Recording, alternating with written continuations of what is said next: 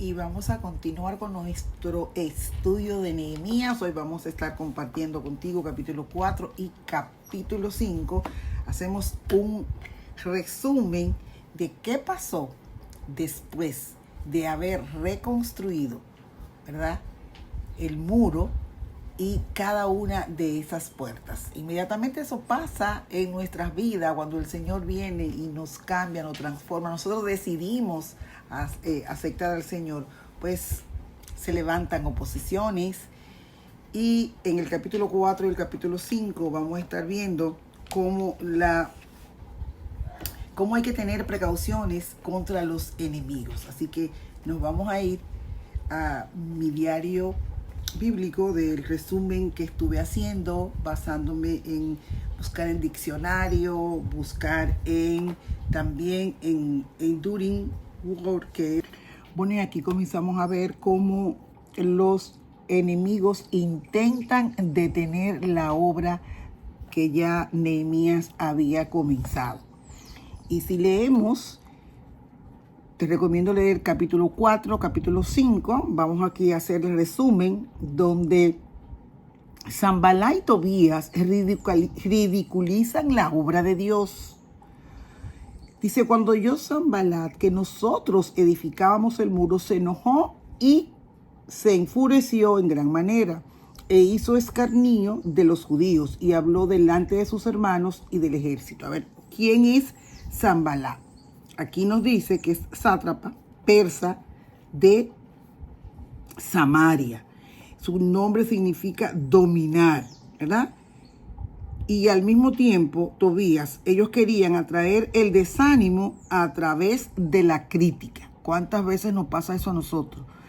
Que cuando estamos hablando del Señor, hablamos de su palabra, pues la gente que no ha aceptado al Señor como su Salvador nos puede criticar, puede decir que nosotros somos religiosos, etc.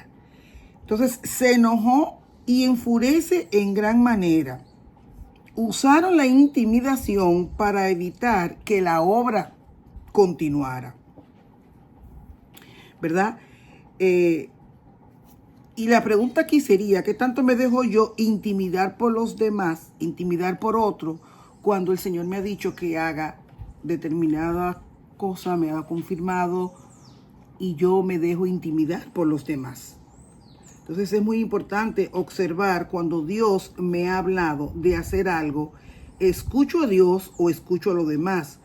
¿Cómo se levantan, verdad, los adversarios? Cuando yo decido hacer la voluntad de Dios, siempre vamos a encontrar adversarios que lo van a hacer. La naturaleza de su ataque, que era muy desalentador, es evidente, ¿verdad? En estos capítulos. Usan tonos escarnecedores y sarcásticos. Porque dice, hicieron escarnio de los judíos. Escarnio es una manera hostil, una manera de burla hacia los demás. ¿Se le permitirá volver a ofrecer sus sacrificios? ¿Verdad? Es una de las frases que ellos dicen. Esto quiere decir, buscarán a Dios a través de sacrificios y esperan que milagrosamente Él construya los muros. Era lo que ellos pensaban. Los muros, levantarán los muros en oración, sería una pregunta. Acabarán en un día. ¿Tienen idea de a lo que se están enfrentando? ¿Cuántas veces escuchamos eso, verdad?, de nuestros adversarios? Si tenemos idea de lo que estamos haciendo, en qué nos hemos metido, y nosotros paramos la obra. Entonces, realmente tenemos que estar muy alerta y atenta de qué voz escuchamos, si la voz de Dios o la voz de los enemigos. Una de las cosas que yo decía es, esto no es un proyecto fácil. Entonces, esa frasecita de que esto no es un proyecto fácil, pues ya la mente se comienza a contradecir y entonces creemos que no somos capaces de realizarlo.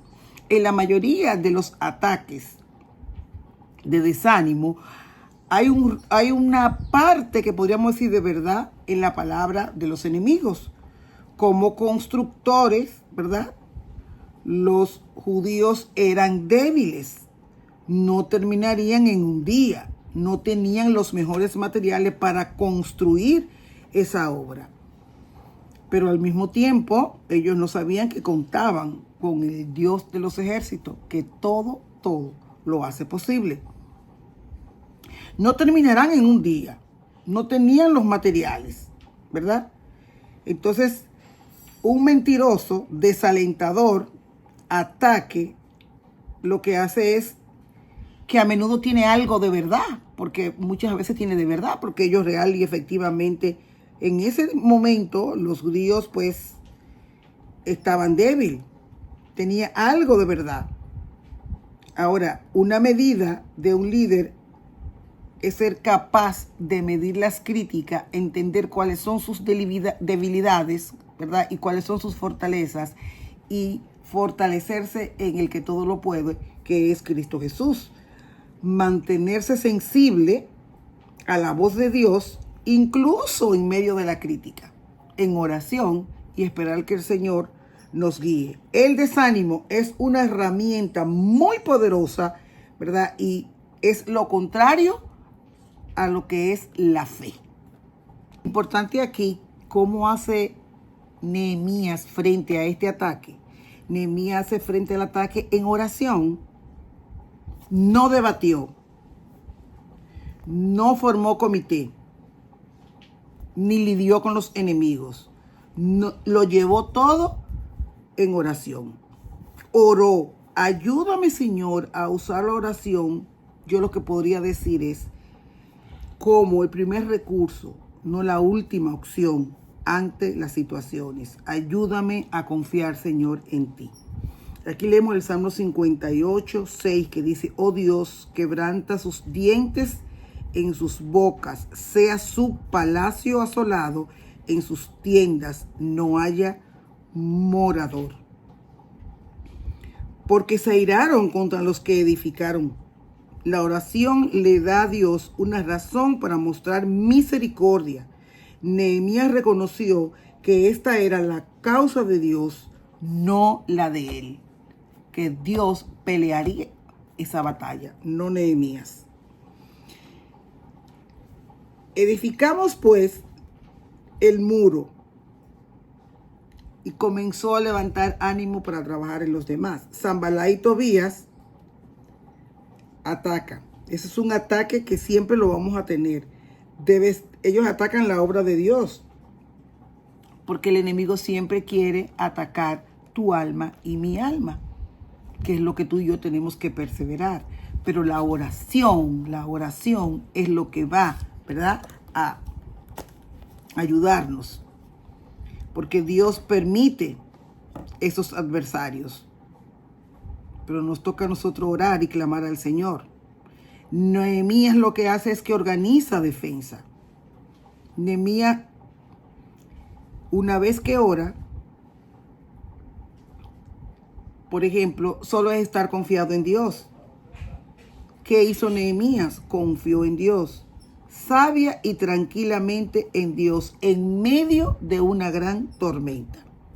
Hacer las cosas concretas que Dios le podría hacer para él obtener la victoria. Y aquí tenemos varios puntos. ¿Qué quería él? Que tuviéramos espada, que tuvieran espada, lanzas, arcos. Y dice una frase hermosa en el verso 13 y 14. No teméis delante de ellos. El desafío era grande, pero no había razón para temer. El que estaba con ellos era más grande que el que esté en el mundo. Confió sabia y tranquilamente en Dios. Nehemías les recordó por qué estaban peleando. Una vez los enemigos ven la defensa de Dios, retroceden. El enfoque estaba en la victoria, no en los enemigos. Y aquí vemos en el verso 16 y 18 la espada, ese enfoque en la palabra de Dios, del verso 19 al 23, los planes para mantener una defensa lista, la trompeta. Se mantienen alerta para sonar la alarma al mínimo aviso. Desde la subida del alba hasta que salían las estrellas, se dedicaron a la obra con todo lo que tenían. Ellos conservaban sus ropas puestas porque no querían ser atrapados desapercibidos. Siempre estaban listos para responder al sonido de la trompeta. Así debemos estar tú y yo listos, siempre vestidos con la justicia de Jesucristo, vistiendo la armadura de Dios, lista para el sonido de esa trompeta final que nos reunirá con nuestro Señor Jesucristo.